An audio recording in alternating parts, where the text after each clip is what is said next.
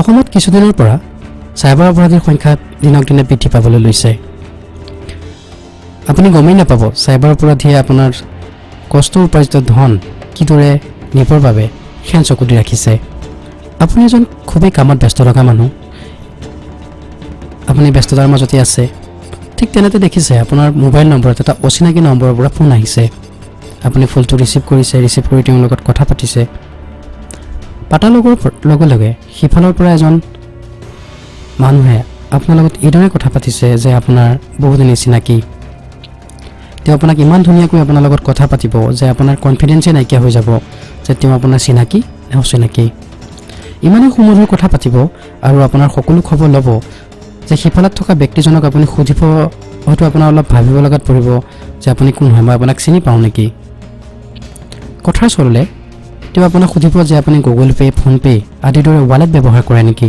যদি কৰে তেন্তে তেওঁৰ কোনো বন্ধুৱে আপোনাৰ নম্বৰত থকা গুগল পে' বা ফোনপে' নম্বৰত কিছু টকা পঠাব, যাৰ পাছত তেওঁ আপোনাক এটা নম্বৰ দিব, আপুনি সেই নম্বৰটোত টকাটো পঠাই দিব লাগে। আপুনি কিবা প্ৰশ্ন কৰাৰ আগতেই তেওঁ হয়তো আপোনাক ক'ব যে আপোনাক টকাটো পঠাই দিয়া হৈছে আৰু এই নম্বৰত থকা হোৱাটছএপত আপোনাক এটা স্ক্ৰীনশ্বট পঠাইছে।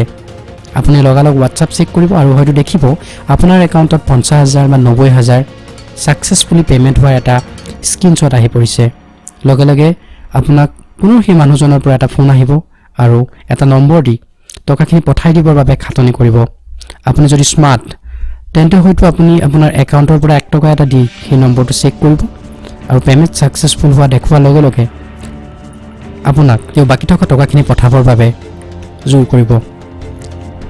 আপুনি যদি ভালদৰে মোবাইল চলাব জানে হয়তো আপুনি লগালগ আপোনাৰ একাউণ্ট চেক কৰিব আৰু তেওঁৰ পৰা অহা টকাখিনি সোমাইছে নে নাই আপুনি চাব আৰু দেখিব তেওঁৰ পৰা পঠোৱা কোনো ধৰণৰ টকা বৰ্তমানলৈকে আপোনাৰ একাউণ্টত সোমোৱা নাই। যিটো হোৱাটছএপত যিটো এটা স্ক্ৰীনশ্বট পঠাইছিলে সেইটো এটা ভুৱা স্ক্ৰীনশ্বট আছিলে। আপুনি যদি লগালগ তেওঁক কয় যে তেওঁৰ পৰা কোনো ধৰণৰ টকা আহি এতিয়ালৈকে বৰ্তমান আপোনাৰ একাউণ্টত সোমোৱা নাই, তেতিয়াহ'লে তেওঁ আপোনাক ক'ব যে হয়তো ছাৰ্ভাৰ বেয়া থকাৰ বাবে আপোনাৰ একাউণ্টত টকাটো সোমোৱা নাই আৰু তেওঁ বৰ্তমান বহুত কষ্টত আছে বা তেওঁ বৰ্তমান বহুত ছিৰিয়াছ এটা কণ্ডিশ্যনত আছে, যাৰ বাবে তেওঁক সেই টকাখিনি বিশেষ প্ৰয়োজন হৈছিলে আৰু সেয়েহে ক'ব যে আপোনাৰ একাউণ্টত থকা কিছু এমাউণ্ট তেওঁৰ একাউণ্টত সোমোৱাই দিব লাগে, তেওঁ দিয়া নম্বৰটোত সোমোৱাই দিব লাগে আৰু যেতিয়া আপোনাক তেওঁ পঠাই দিয়া টকাখিনি আপোনাৰ একাউণ্টত সোমাব তেতিয়া বাকী থকা টকাখিনি তেওঁক দিলেই হ'ব। ৰ'ব এইটো এটা স্কেম হয়, এটা স্কেম কল হয়, এইটো এটা স্কেম এলাৰ্ট হয়। এনেদৰে যদি আপোনালৈ কোনোবা চাইবাৰ অপৰাধীয়ে ফোন কৰে তেন্তে আপুনি কি কৰিব?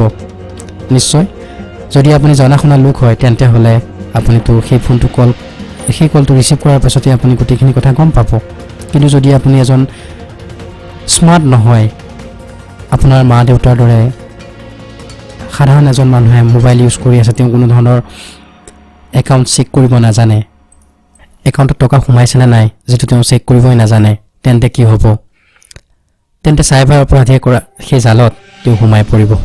এই স্কেমটো কৰি থকাৰ সময়ত চাইবাৰ অপৰাধীকেইজনে ইমান ততাতৈয়াকৈ আপোনাৰ লগত ফোনত কথা পাতিব বা আপোনাক ইমান ধুনীয়াকৈ কথা পাতি আপোনাৰ বিশ্বাসটো কাঢ়ি ল'ব, আপুনি ধৰিবই নোৱাৰিব যে আপোনাৰ লগত এটা স্কেম হৈ গৈছে। চাইবাৰ অপৰাধীসকলে তেওঁলোক ইমানেই চতুৰ যে আপুনি কিবা ভাবি বা কিবা কোৱাৰ আগতেই আপোনাৰ চকুৰ পলকতে আপোনাৰ কষ্টৰ উপাৰ্জিত ধন সৰকাই লৈ যাব। ভুলতো আপুনি এনে চাইবাৰ অপৰাধীৰ জালত নপৰিব। যদি এনে দুষ্টচক্ৰ অপৰাধীৰ জালত পৰিব লগা হয় তেন্তে আপুনি 1930 ফোন কৰি আপোনাৰ কমপ্লেইন দিব পাৰে। কিন্তু আপোনালোকক জনাব বিচাৰোঁ যে চাইবাৰ অপৰাধীয়ে ধন আপোনাৰ একাউণ্টৰ পৰা সৰকাই নিয়াৰ পাছত ঘূৰাই পোৱা কোনো আশা নাই। গতিকে সতৰ্ক থাকক, বিপদৰ পৰা হাত সাৰক। কাৰণ বৰ্তমান চাইবাৰ অপৰাধী অসমৰ চুকে কোণে আছে আৰু আপোনাৰ এটা ভুলৰ বাবেই তেওঁ আপোনাৰ একাউণ্টৰ কষ্ট উপাৰ্জিত ধন নিবৰ বাবে ৰৈ আছে। যদি ভিডিঅ'টো ভাল লাগে আপোনাৰ সম্বন্ধীয় লোকসকলৰ লগত শ্বেয়াৰ কৰিব পাৰে, কাৰণ যিদৰে চাইবাৰ অপৰাধী বাঢ়ি আছে কি ঠিক কাইলৈ হয়তো এই স্কেম আপোনাৰ পৰিয়ালৰ কোনোবা এজনৰ লগত হ'ব পাৰে। ধন্যবাদ।